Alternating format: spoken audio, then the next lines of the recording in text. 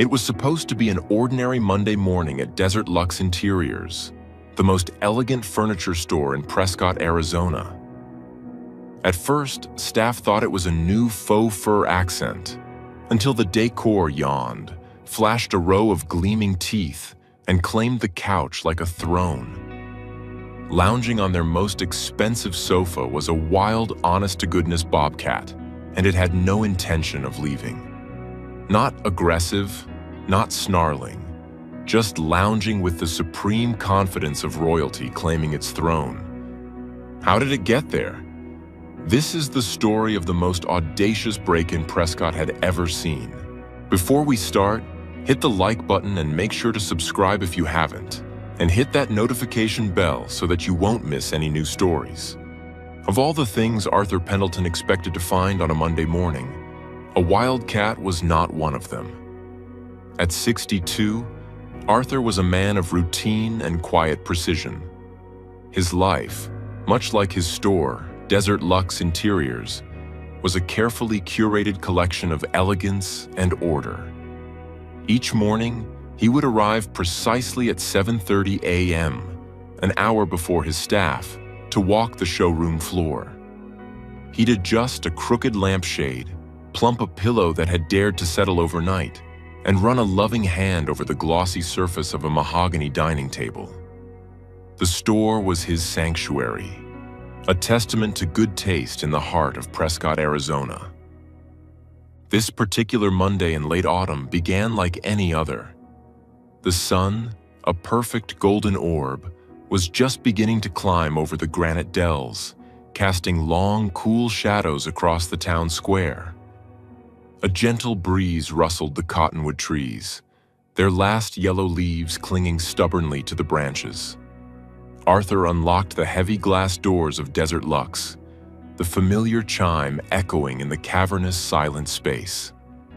The air inside was still and clean, smelling faintly of leather, wood polish, and the lavender potpourri he insisted be placed by the entrance.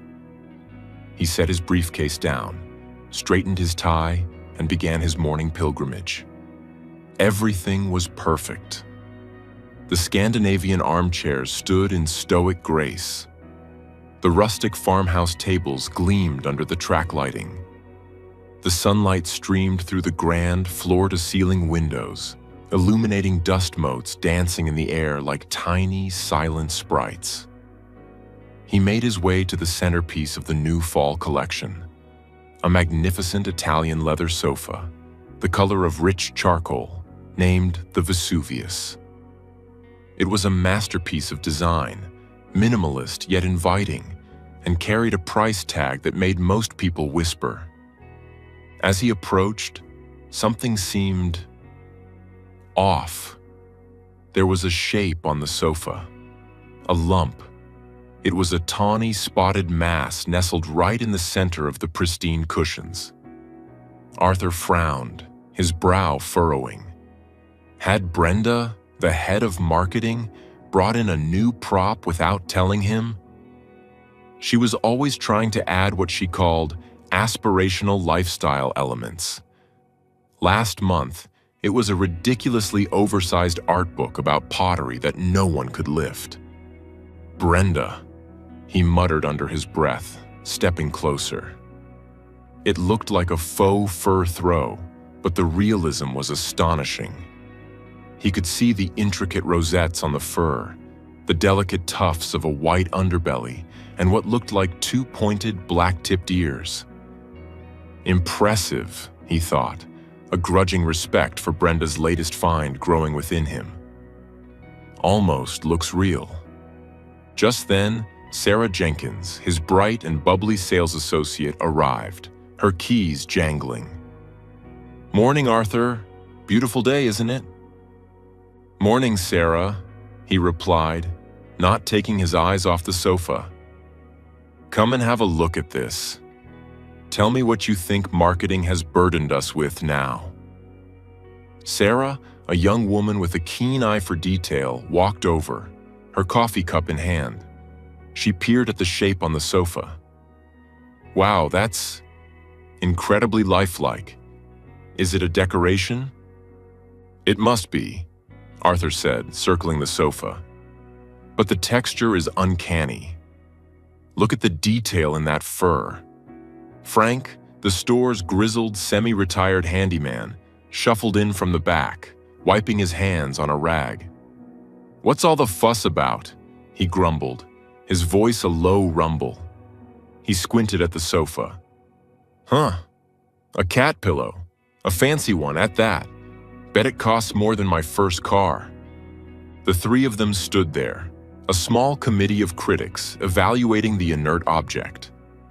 It was perfectly placed, as if a designer had spent an hour arranging it for maximum visual impact. It lent a certain untamed rustic chic to the ultra-modern sofa. "Well, I suppose it's not the worst idea Brenda's ever had," Arthur conceded, reaching out to adjust the price tag that hung from a nearby floor lamp. Still, a note would have been nice. As if summoned by their voices, the prop stirred. It began with a subtle twitch of one of those black-tipped ears. Then, the entire form seemed to expand as it drew a long, slow breath. Two golden eyes, slitted and ancient, blinked open. They surveyed the three frozen humans with an expression of supreme and utter indifference. The creature lifted its head, let out a jaw-stretching, fang-bearing yawn, and then proceeded to extend its front paws in a luxurious, deep stretch, its claws unsheathing for a moment and pricking the air. The silence in the showroom shattered. Sarah let out a sharp, piercing shriek that was half terror, half disbelief. The coffee cup slipped from her fingers, clattering against the polished concrete floor and exploding in a splash of brown liquid and ceramic shards. Frank, a man who had seen his share of strange things in his 70 years, took 2 quick steps back, his eyes wide as dinner plates. "Well, I'll be hornswoggled," he whispered. Arthur froze completely, his hand hovering in mid-air. His meticulously ordered world had just been invaded by a creature from the sun-scorched chaparral and granite cliffs that surrounded their town. Lounging on his $5,000 Italian leather sofa, flicking its short, bobbed tail lazily, was a wild, honest-to-goodness bobcat. Chaos, a concept utterly foreign to Desert Luxe interiors, erupted. Sarah scrambled behind the solid oak reception desk, peering over the top like a soldier in a trench. Frank continued his slow retreat toward the stockroom. Arthur, recovering slightly, fumbled for his phone, his fingers suddenly feeling like clumsy sausages. He tried to dial 911, but his mind was a blur of insurance clauses and potential liability. What was the protocol for a wild feline taking up residence in your showroom? They didn't cover that in management seminars. Outside on the sidewalk, Mrs. Higgins, a local woman whose morning walk always included a thorough window shopping tour of the town's storefronts, stopped dead in her tracks. She pressed her face to the cool glass, her glasses fogging up. Her mouth fell open. She could see the bobcat clearly, now grooming a paw with regal nonchalance, completely unbothered by the human panic it had caused. "Oh my heavens," she gasped, her voice loud enough to attract the attention of a couple walking their poodle. Soon a small crowd had gathered, phones held aloft, a chorus of astonished whispers rising from the sidewalk. The bobcat, seemingly aware of its newfound audience, gave them all a slow, unimpressed look. It adjusted its position on the premium leather, nestled its head on the armrest, and closed its eyes. The message was clear. "Yes, peasants, I have chosen this couch. Your commotion is disturbing my nap. Please see yourselves out."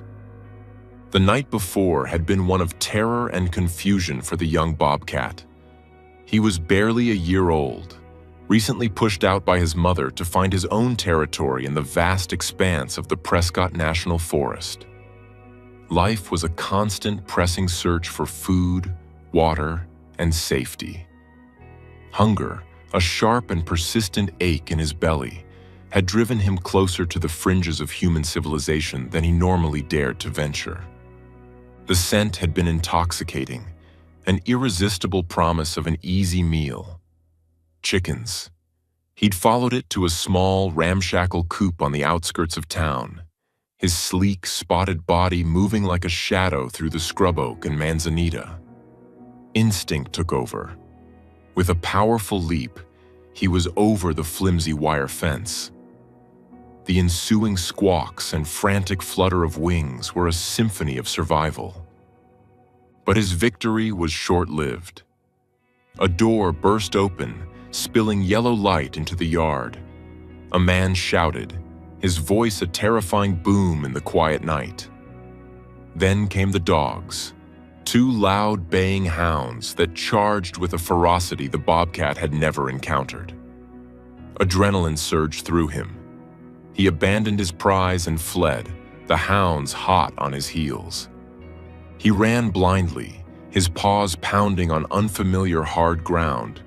He dodged between strange square boulders that smelled of metal and oil.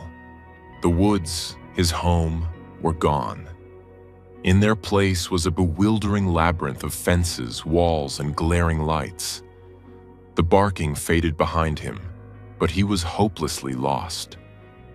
Every direction he turned led him deeper into the strange, hard-smelling world of humans.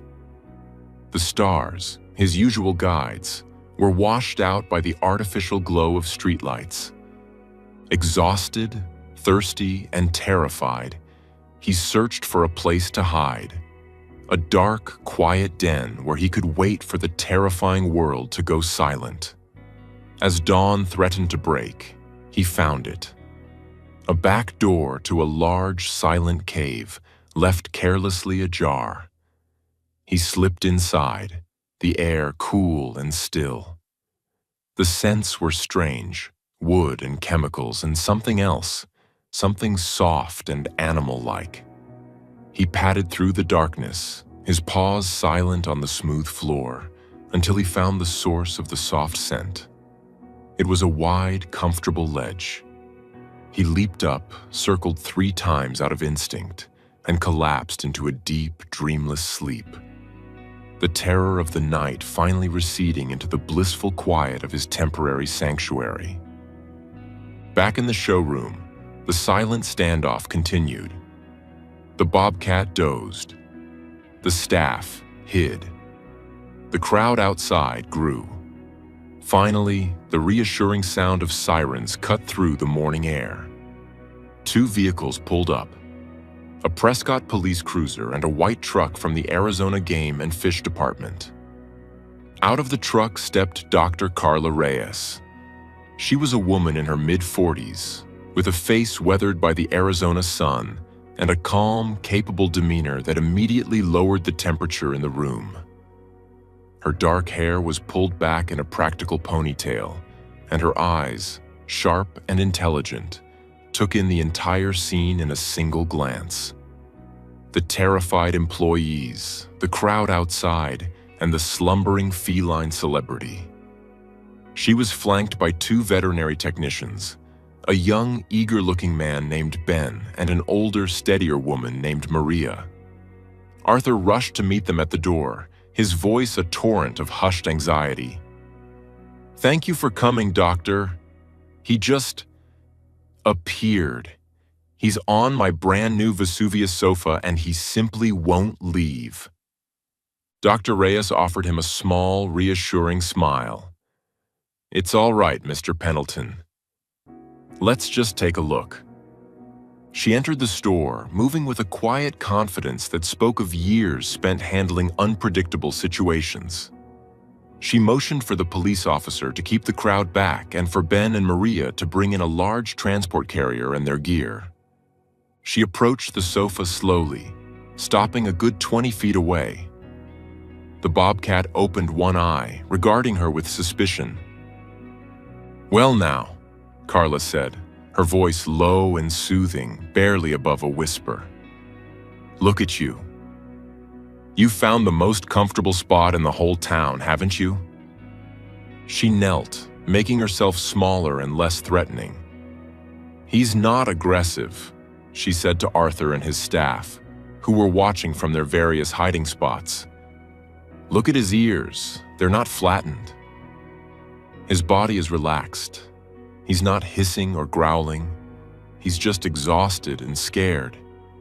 He wandered into the wrong place and now he doesn't know how to get out. Carla explained that they'd had a call the previous night about a bobcat raiding a chicken coop on the west side of town. The description matched. He likely got chased into town and got disoriented. Poor guy probably ran all night and just found the first safe, dark place to crash. The slow, patient work of rescue began. Ben set up the large plastic carrier, placing it on the floor with the door open, a few feet from the sofa. The hope was that the bobcat, seeking a more enclosed, den-like space, might wander in on its own. The bobcat ignored it completely, letting out an annoyed little huff and turning his head away. Next, Carla tried a catch pole, a long pole with a secure loop at the end. She approached with slow, deliberate movements. The moment the pole came within a few feet of him, the bobcat's ears flattened slightly. A low, guttural rumble started deep in his chest. It wasn't a roar, but a clear warning. That's close enough. Carla immediately retreated. Okay, plan A is a no-go. We're not going to stress him out more than he already is. Let's just give him a minute. For the next half hour, a strange and quiet battle of wills unfolded in the hushed elegance of Desert Luxe interiors. Dr. Reyes sat on the floor, talking to the bobcat in a calm, monotonous stream of nonsense. You're a very handsome fellow, you know that? Yes, you are. You have excellent taste in furniture, absolutely top-notch. But this isn't your home, little guy. We need to get you back to the woods. The bobcat just watched her, his golden eyes unblinking. He seemed to be considering her words and finding them wanting. Then, Ben had an idea. He rummaged in their supply kit and pulled out a Ziploc bag. The scent that wafted out was smoky and savory. Turkey jerky, he whispered. The good stuff. Never met a carnivore who could resist it. Carla's eyes lit up. Brilliant. She took a piece, its smell filling the air. On the sofa, a nose twitched, an ear swiveled. The bobcat's gaze, previously fixed on Carla, now locked onto the strip of dried meat in her hand. His hunger, it seemed, was beginning to overpower his stubbornness and fear. Carla tossed the piece, and it landed on the rug a few feet from the sofa. The bobcat watched it for a long moment. Then, with a fluid grace that was breathtaking to behold, he hopped off the leather cushions, silently padded over to the jerky, and devoured it in 2 quick bites. A collective silent cheer went through the staff. Carla tossed another piece, this time a little closer to the open door of the carrier. The bobcat followed, his caution warring with his appetite. He ate the second piece, then looked at Carla, a clear question in his eyes. More? She placed the next piece just inside the entrance of the carrier. He hesitated, sniffing the plastic crate with suspicion. He looked from the jerky to Carla, to the silent humans watching him, then back to the jerky. His stomach won. He stretched his neck, darted his head in, snatched the treat, and retreated. Almost there, Maria whispered. For the final, crucial move, Carla placed a small pile of jerky at the very back of the carrier. It was an all-or-nothing gambit. The bobcat would have to go all the way inside to get it. He paced in front of the carrier for a full minute, his short tail twitching. The tension in the store was thick enough to cut with a knife. Finally, he made his decision. With a determined step, he walked into the dark plastic box.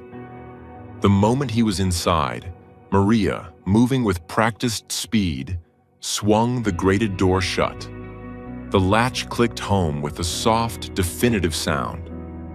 The bobcat, realizing he'd been tricked, let out a single frustrated snarl, but he didn't thrash or fight. It was the sound of weary resignation. The air rushed out of Arthur's lungs in a long sigh of relief. It was over. The bobcat was taken to a nearby wildlife rehabilitation center. The vets confirmed Dr. Reyes's assessment. He was a healthy young male, uninjured but severely dehydrated, undernourished, and utterly exhausted. They gave him fluids, a proper meal of raw meat, and a quiet, secure enclosure where he could finally rest without fear. The staff at the center, amused by his story, affectionately nicknamed him Vesuvius, after the sofa he had claimed. News of the Desert Luxe bobcat spread through Prescott like a wildfire. The local newspaper ran a front-page story with a photo Mrs. Higgins had taken through the window. The TV station from Phoenix sent a news crew. Arthur Pendleton, once a man who shunned the spotlight, found himself giving interviews, recounting the tale with a growing sense of wonder and pride. When the store reopened the next day, a crowd was waiting. But they weren't just there to shop. They were on a pilgrimage. They came to see the spot where it had happened, to touch the famous sofa, and to hear the story firsthand from Sarah and Frank. The sofa, which had been seen as an expensive luxury item, was now a local icon. "Is this it? Is this the one?" customers would ask in hushed, reverent tones. Arthur, a shrewd businessman above all else, embraced the legend. He had the sofa professionally cleaned, though the bobcat had been a remarkably tidy guest, leaving behind only a few stray hairs, and placed a small, elegant brass plaque on the floor beside it. It read, "The Bobcat Sofa, personally approved by Prescott's most discerning and wild customer." The sofa sold within a week to a wealthy rancher who loved the story. Arthur immediately ordered 3 more. The Bobcat sofa became the store's signature piece, a symbol of the wild, untamable spirit of Arizona finding comfort in the heart of civilization. A few days later, Dr. Reyes called Arthur. "Just wanted to let you know," she said, her voice warm. "We released Vesuvius this morning. Took him deep into the Prescott National Forest, miles from any homes. He's back where he belongs." She described how, upon opening the carrier, the young bobcat had hesitated for only a second, breathing in the familiar scent of pine and dust. He'd given one last fleeting look back at his human captors before melting silently into the trees. Years passed. The story of the bobcat in the furniture store became a beloved piece of Prescott folklore, told and retold until it took on the warm, burnished glow of a legend. Arthur Pendleton eventually retired, leaving the store to a grateful Sarah. But the bobcat sofa remained the centerpiece of the showroom, a permanent tribute to their most memorable day. Sometimes, on quiet mornings, Sarah would stand before the sofa and swear she could almost see the faint impression of a wildcat, curled up and sleeping peacefully on the cushions. The incident had taught them all something valuable. It had reminded them that no matter how much concrete they poured or how high they built their walls, they were only guests in a much older, wilder world. A world that, every now and then, would wander inside, look around, and decide to take a nap. And everyone in Prescott, from the mayor to the mailman, agreed on one thing. That particular bobcat had more style and better furniture sense than most people they knew.